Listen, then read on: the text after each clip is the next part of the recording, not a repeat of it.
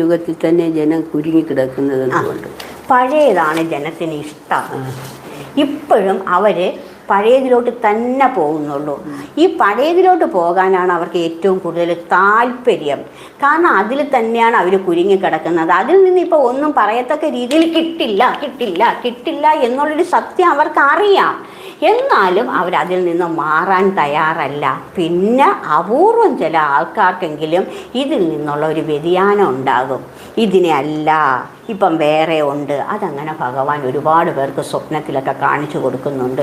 ഇനി നിങ്ങൾ ആരാധിക്കേണ്ടത് ഇതാണ്, അല്ലെങ്കിൽ നിങ്ങൾ ഇനി ശ്രദ്ധിക്കേണ്ടത് ഇതാണ്, അവിടെ നിന്ന് നിങ്ങൾക്ക് ഒരുപാട് ഭാഗ്യം കിട്ടും എന്ന് പറയുന്ന ഒരുപാട് ആൾക്കാർക്ക് ഭഗവാൻ അത് ചെയ്തു കൊടുക്കുന്നുണ്ട്.